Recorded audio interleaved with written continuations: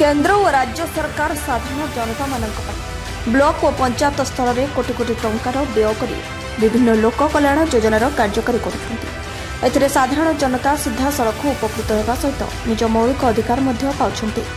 ताहा शिक्षा स्वास्थ्य गमनागमन हो बा पानीय जल जोगाण हो प्रत्येक सुस्थ समाज गठन दिगरे सरकार कोटी कोटी टंका व्यय करुछन्ति जहाँ साधारण जनता टंका किंतु दुखर कथा एही लोक कल्याण योजना गुड़ी किभली कार्यकारी होउछि किए करुछि और केते टंका खर्च होउछि से संपर्क में साधारण जनता जानि पारु नाहंती। नेता कुजिनेता समेत ब्लॉक रो बड़ अधिकारी पाखु आरंभ कर छोट अधिकारी पर्यंत समस्त अड़ुआल समस्त लोक कल्याण योजन कोटी कोटी टंकार दुर्नीति होउछि जार संपर्क में साधारण जनता जानिबा पई सरकार सूचना अधिकारी नियम व्यवस्था करछथि जहाँ समस्त जनसाधारण अधिकार किंतु दुखर कथा केन्द्रापड़ा जिला राजनगर ब्लॉक रे अनेक लोक कल्याण योजन बड़ बड़ दुर्नीति होछि जहाँ संपर्क में जानिबा पई राजनगर सूचना अधिकारी कर्मी माने 2023 मसीहा ठारू राजनगर पंचायत समिति को 106टी आरटीआई तथ्य मागिथिले सुधा एपर्यंत ताहार उपयुक्त तथ्य देना राजनगर वीडियो 2023 मसीहार वीडियो पर वीडियो परिवर्तन होगा सहित सरकार मध्य परिवर्तन होगला किंतु एपर्यंत सूचना अधिकारी कर्मी मानकु सेमानकर तथ्य दिगला नहीं काले समस्त प्रशासनिक अधिकारी मुखा आगक आसीथिबो ताहाकु नै जाने सुनी यह तथ्य को चापी देइथिला जो आज राजनगर ब्लॉक वीडियो कार्यालय आगे राजनगर सूचना अधिकारी कर्मी माने अमर अनशन बसते अनशन मात्र 2 घंटा न पूर्व राजनगर वीडियो रविनारायण आचार्य सूचना अधिकारी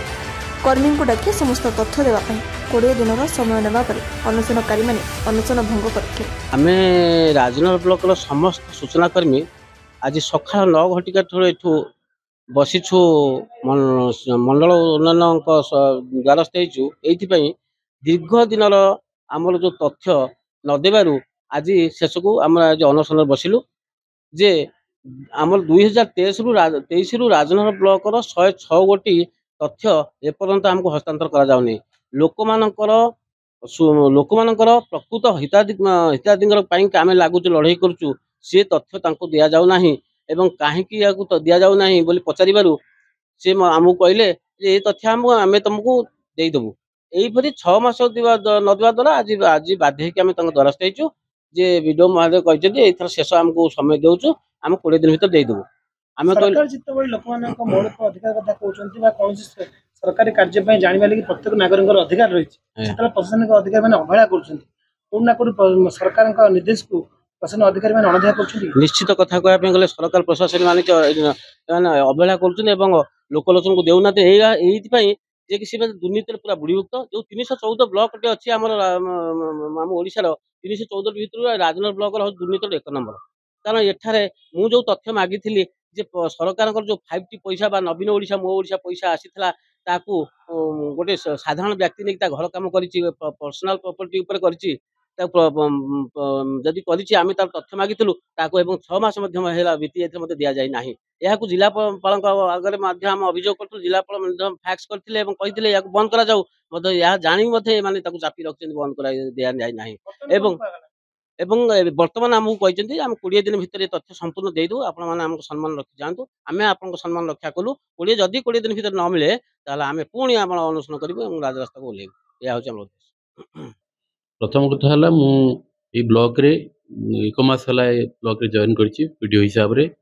एवं से जो अभियोग करिसेंती से अभियोग संपर्क में जानिली एवं तांको अनुरोध करिछि जे तांकर जहा जहा एप्लिकेशन अछि आमे बाहर करिकी रिप्लाय देबू 20 दिन भितर बा जदि तांकर आउ किछि एप्लिकेशन थिबो जोटा को वेरीफाई कला पर न मिलला ताल से एप्लिकेशन कॉपी देले आमे ताकू संगे संग 20 दिन भितर समय नेछि ता भितर आमे तार रिप्लाय करिकी तांको सबमिट करी से गोटे साधारण भाबे गोटे आरटीआई जोन मागिबो जदि आपण तबे मासेला जॉइन करछन जे साधारण जोन अप्लाई कले केतने भितर ताकू ता तथ्य मिल परिबो बलिया कथा गोटे मास भितर तांको तथ्य दबा कथा ए सारे जो आपण तो एबीएस के प्रशासनिक अधिकारी आपण के फॉर पाले जे अप्लाई करा जायछि